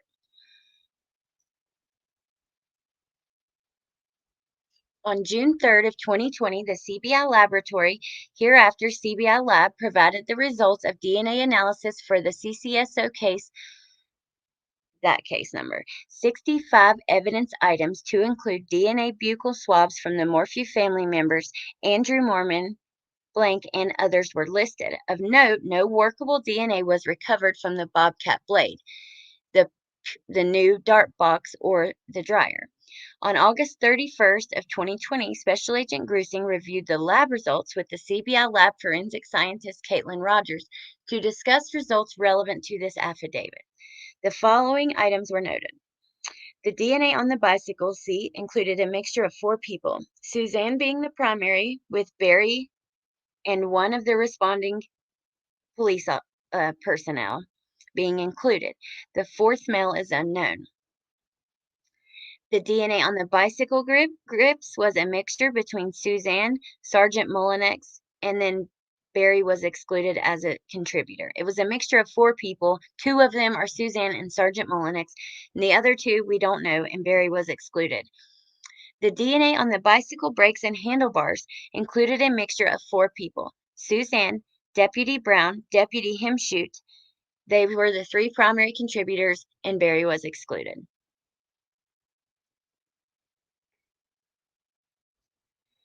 The front driver door of the 2015 white Land Rover was tested, and the DNA was consistent with samples from Barry and Suzanne. I'm thinking that's the 2 girls were excluded. A plastic hypodermic cover collected from the dryer was tested by CBI for DNA. A low-level partial DNA mixture of 2 people was recovered, with Suzanne and blank being possible contributors. Barry was excluded as a contributor.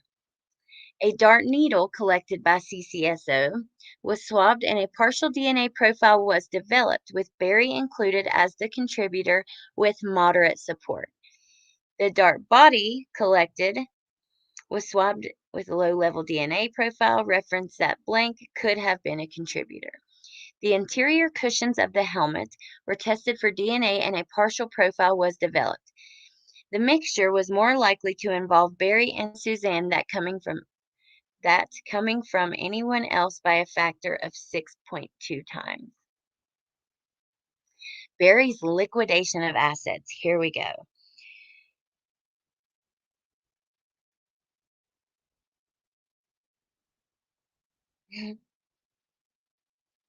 The beloved Bobcat. Okay.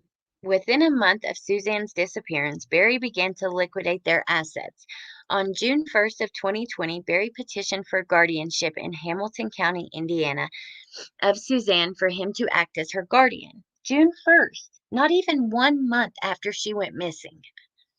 This filing allowed Barry to sign documents on Suzanne's behalf and sell their residences in Indiana and Colorado. Blank filed consent for the guardianship. Below are some screenshots of the court documents.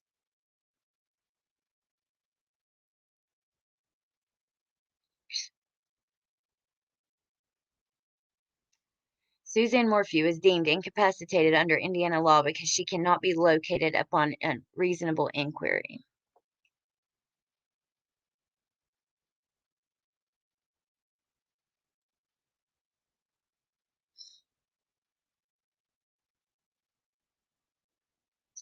On June 6th of 2020, Barry closed on the 26040 Hal Carson Road, Arcadia, Indiana property with a closing price of $750,000. Sorry. Your affiant served Bank of the West a search warrant for accounts associated to Barry and Suzanne Morphew.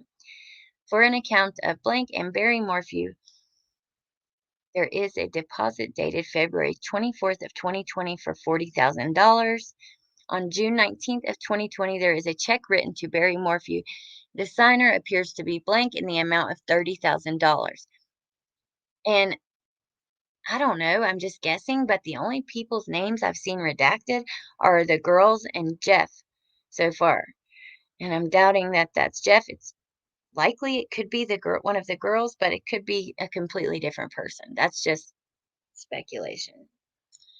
On July 1st of 2020, Kent Townsend told your affiant that on June 25th of 2020, Barry paid $160,000 for the Lot 8 property at Longhorn Ranch in Salada. Barry sold this back to Townsend on February 17th of 2021 for $150,000. On July 13th of 2020, Barry initiated a title change for Suzanne's Range Rover, selling it to Troy and Elizabeth Riley of Deputy, Indiana. Sold her car within 2 months of her going missing. On March 3rd of 2021, the recorder's office in Salada informed your affiant that they had just received a special warranty deed that 19057 Puma Path had sold to Mountain Renewal for $1,625,000, and that is why I knew he would get out.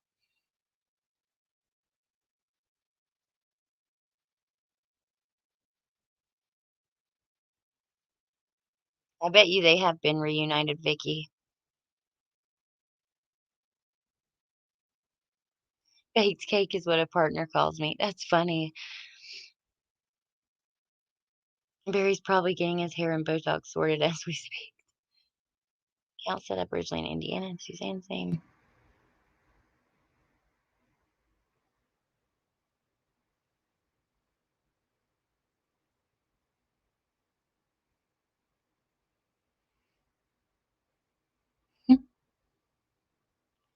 Thrown together kind of cake. That's funny. Okay. He oh, let me think. So 750,000 plus 625,000 is 1,375,000 plus 150.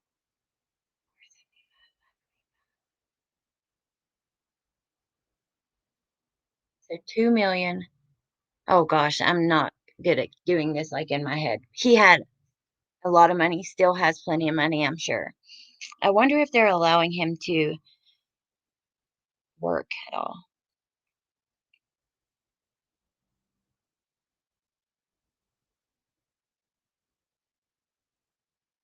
Section 5, interviews. So I think we might go through Morgan's interview and then we'll come back in a day or two because we've been reading for almost 2 hours and we've only gotten through like 20 pages. It's just the name of the game because we're stopping and conversating around it, which is what I want to do. But I have that live with Kelly, Amber, and Amanda at 7. So I don't know, Cheryl, but I bet you we find out in this. But even if, well, I don't know if life insurance, if the person goes missing, what happens then? Baked cake, you should make videos on that. That'd be funny. I'm wondering if he'll walk free too, and I have just not a good feeling that he might. Marianne, I don't know, but I'm betting you he had the money himself. Just because if we sit here and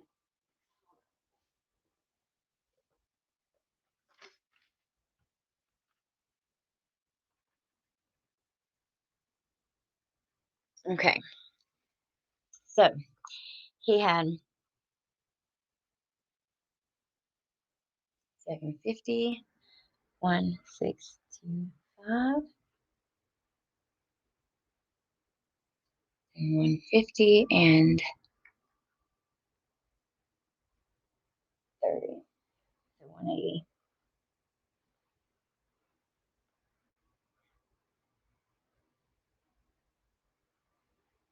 So he had around $2,455,000.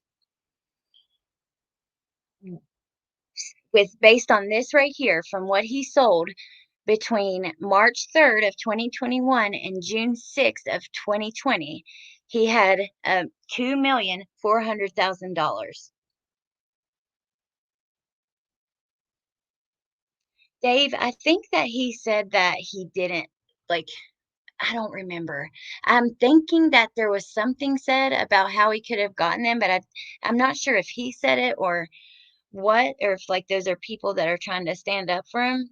So I don't know. Maybe I there was nothing in this.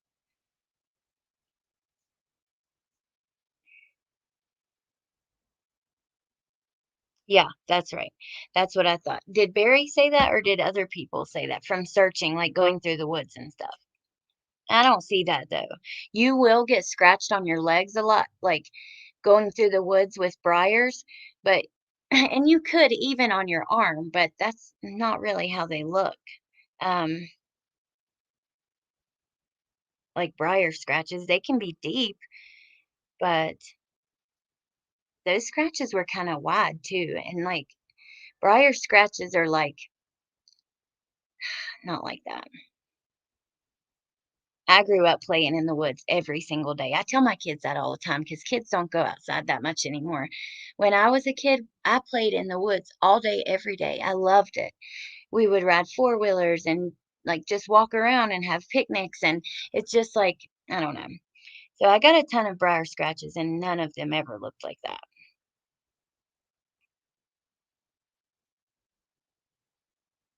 Char, he was able to, he didn't have her declared dead, but she was declared something else. What did they say?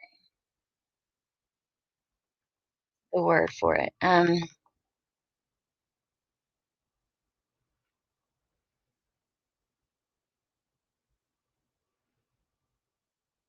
Incapacitated.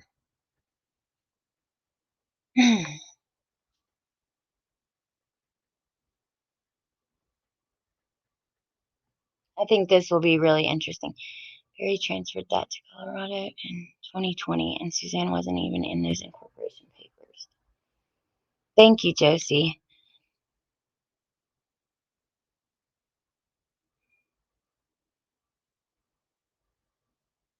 Now, my kids like to play outside, just not like that's if, like, say, Bentley's cousin comes over, then they'll play outside all day or with each other. But I can't just get Bentley by himself to like go outside and play. He wants to, if he's by himself, he wants to be a little more lazy.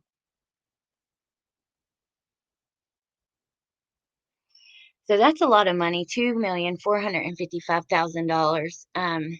But anyways, okay. So this is Morgan Gentile's in about her interview.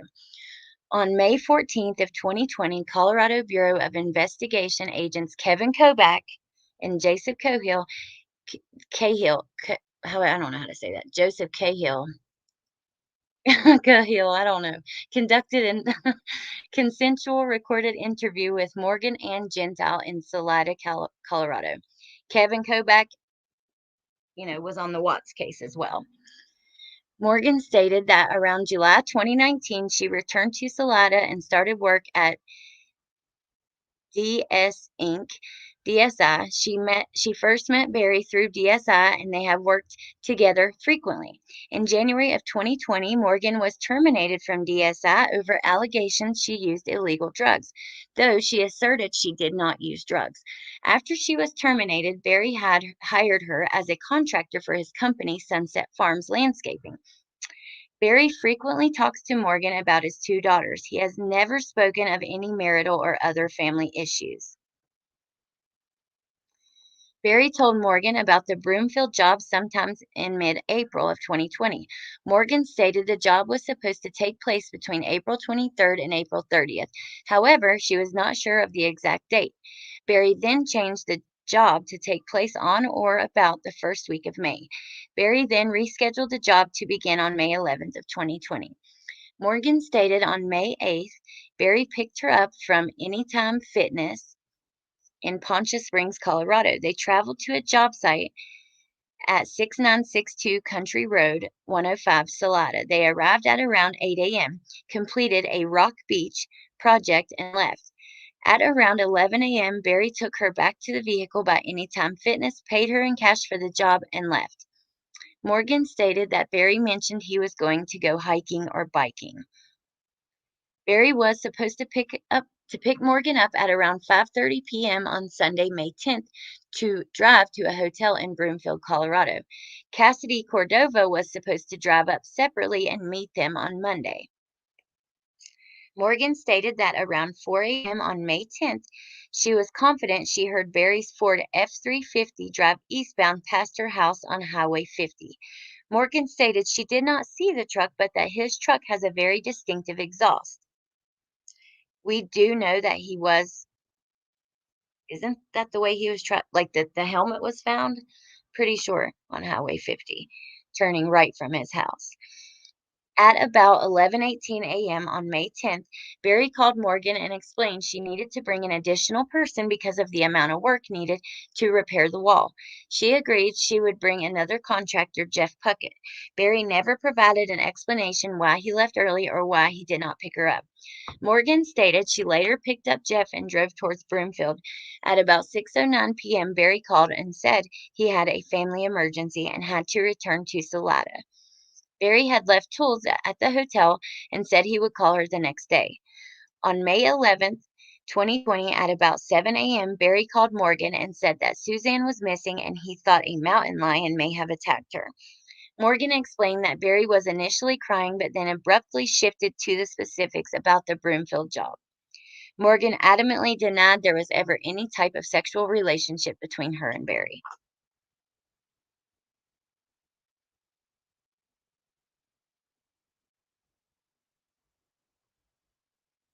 We'll finish this page and then we'll look at that picture and then I'm going to go. So on May 14th of 2020, investigator Richard Wren interviewed Jeff Puckett. Puckett was one of the workers who was supposed to meet Barry Morphew in Broomfield on May 10th to complete a landscaping job. Puckett stated that he was contacted by Morgan on Sunday, May 10th, to see if he wanted to go to Denver to work on a job for Barry.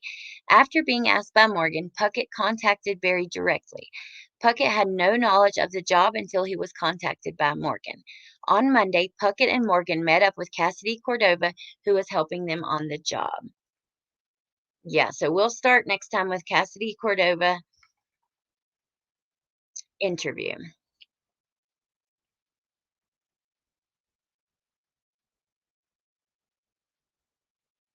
UCTBI recent case update on Summer telling social media, stop wasting time and sending in pointless information.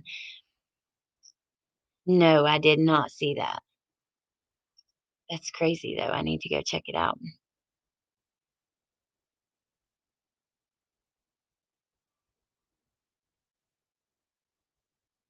Barry uses the word river a lot, and he obsesses that long. I haven't found her phone. Interesting.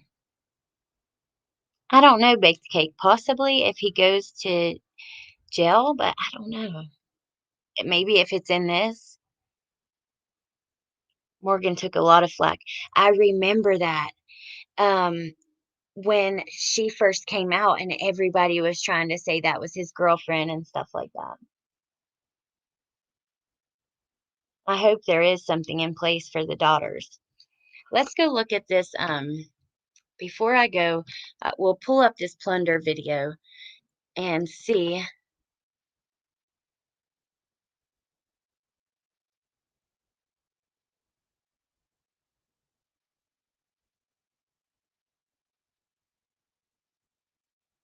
Brian Laundrie's parents leave with police escort. What? Have y'all seen anything about that? Let's see what that is first, because that's happening right now. We're going to play back the video, and while we play it back, we're going to listen in and watch for more. Thank you, Zoid. Welcome. Thank you so much. TBI update. Okay, I will. Thank you. Your hashtag KJB, hashtag Hey, Josh comments here. I'm just waiting for it to load. Progress bar going across the screen here. Waiting. Well, in the meantime, I think what I can do is I can bring in this video.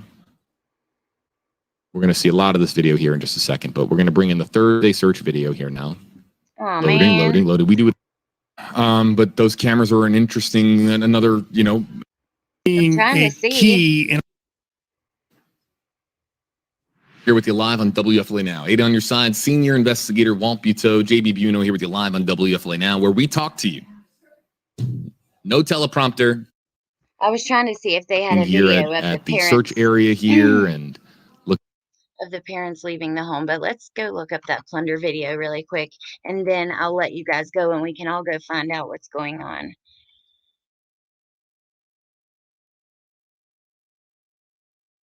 Thank you, Zoid. I appreciate that so much. I can't believe it either. And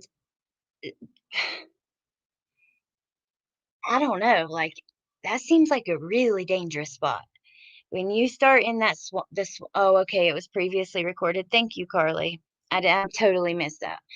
Those swampy areas are super dangerous. Lots of creepy creatures there, and yeah. But it is pretty interesting. Here she is. It is pretty interesting that so when he returned home, there's new witnesses, the neighbors, saying that he left with his parents for a camping trip for a few days. That's really crazy.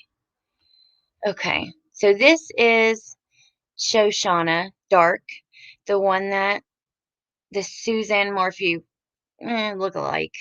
I don't think she looks like her. I mean, in that picture, you like cropped in, she does a little bit, but other than that, not really. Oh wow, she's I think she must be in the affidavit, or yeah, in the affidavit. Once we get along a little further, we'll see, but that seems like what it is. We can play it for a second. I don't want to play too much. I want you guys to go watch the video. Subscribe to Plunder.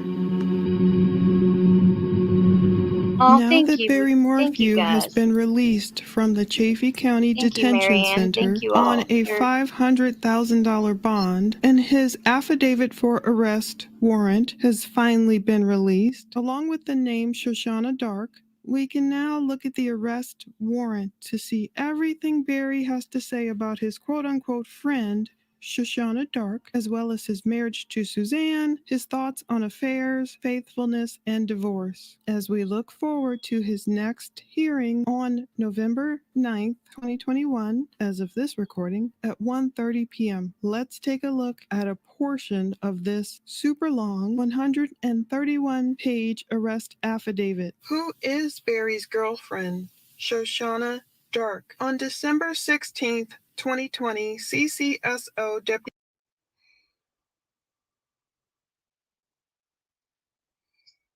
Okay, so she's the one who says a lot of people say I resemble her.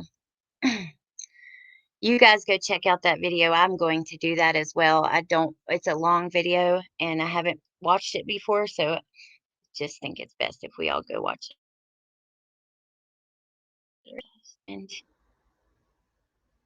thank you, Marianne. I appreciate that. Suzanne was radiant. She really was. With the friend Holly. I remember Holly too. I think I did a video.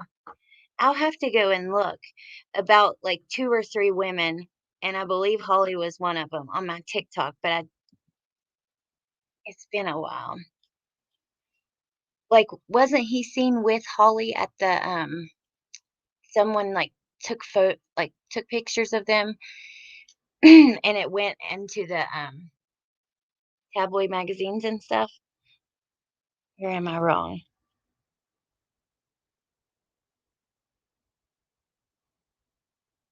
Thank you, Marianne. So much. So much. I appreciate that more than you guys know.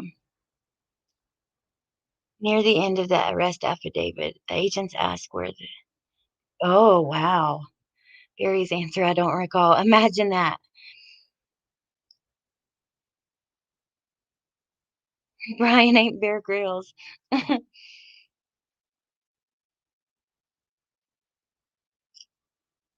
One was Holly Wilson. Okay. Thank you, Josie, for all the awesome information. Oh, thank you, Mexie. I appreciate that so much. You guys, if you don't, which it's crazy. Last time I mentioned that someone didn't know who Mexi was and they went and subscribed. So if you don't, which you probably do, but just in case you don't, definitely go check him out. He's at right now covering the Gabby stuff. He does spirit boxes and different things like that, and really good. Goes to different haunted places, covers other huge cases like the Watts and Gannon Stalk, and yeah, definitely go check it out. Paranormal type thing. A couple of Suzanne's friends were supposedly still meeting with him from time to time and recording him to see if he gave up anything useful. Oh, wow. Mexie's cool too. Thank you, Mexie. Okay, let's just do a. I have to know what that's about. We'll do it here.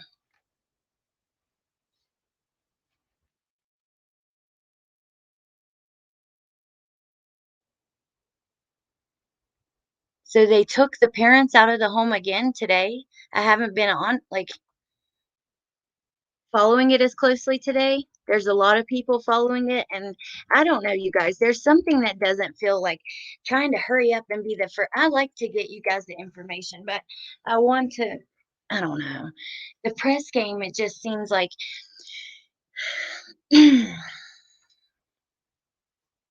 there's like some kind of darkness with it, right? When you're like rushing and trying, there's people that will try to get misinformation out there or no disinformation out there, which causes a ton of misinformation, which is awful in this case, maybe worse than any other case I've ever seen. Um, so since there is so many covering it, I figure I'll still cover it, but I'm just not gonna try to be the first. Hey, baby. My baby just woke up from his nap.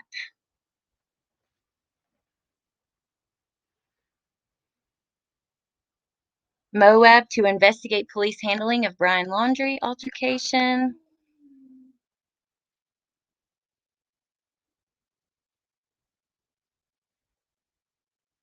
And I don't know how to feel about the parents. I'll just not say anything actually. Oh yeah, Mexie's music channel. He has some really good music. I was shocked when I heard it. Definitely check it out. He posts them on the regular channel though, some.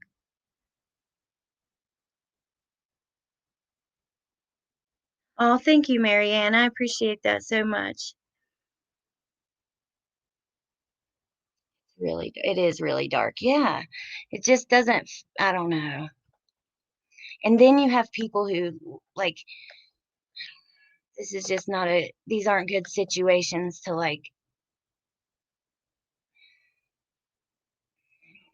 let me just quit.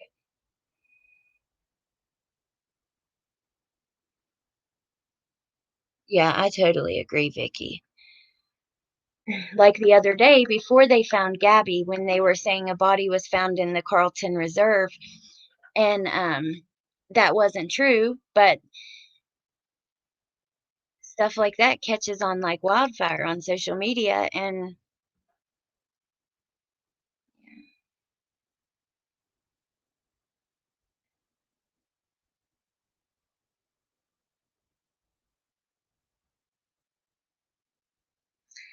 someone is offering $20,000 for information leading directly. Okay, here we go. For immediate release from Northport Police.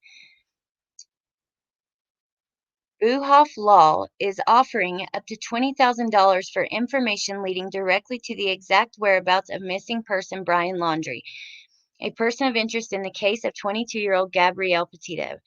Buhoff Law PA is asking anyone with information on Laundrie's whereabouts to call 1-800 to call FBI. And they also have a Dropbox. It's fbi.gov/Petito. What am I doing? Thank you, Marianne, so much. I really do appreciate it. I know I already said it, but I just wanted to say it again. Suzanne left with a black purse and returned with, oh my gosh.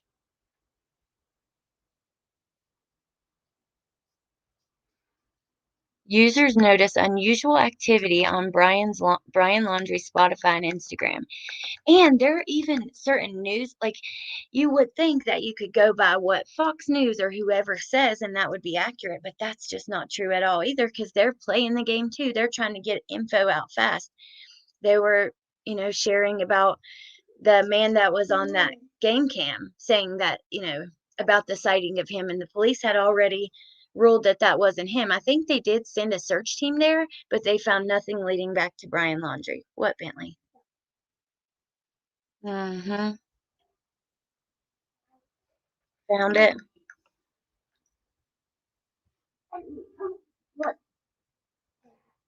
So anyways, I guess we'll just have to, wow, people taking video of the parents and stuff.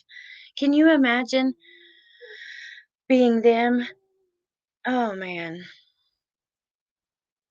I can't imagine if my kids did something like that now. I would not cover up for them or enable them. I would stand by them, but I would try to stand by them and lead them to do the right thing.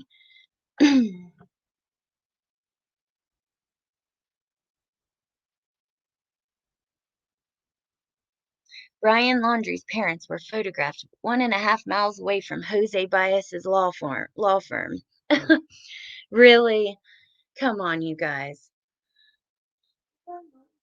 All right, y'all. I'm pretty much done anyways. I better go get Bentley situated and get ready for this live with Kelly and Amber and Amanda. It's at 7 p.m. Eastern time on Kelly's channel, which is CDT. And we will be talking about the Petito case. So yeah, other than that, I don't know when we'll come back for more affidavit reading. I'd like to say tomorrow, but I have to pick up my niece tomorrow from the bus stop at 3:30, so I don't know when I can do it. But I'll definitely put up the event prior to so that you guys will see it coming. Yes, Mary Ann on CDT. And Kelly and Amber are two of my good friends. I'm friends with Amanda too. But they're all three wonderful people with really good channels. And they seriously do care so much. I mean, all of them, about the cases that they talk about.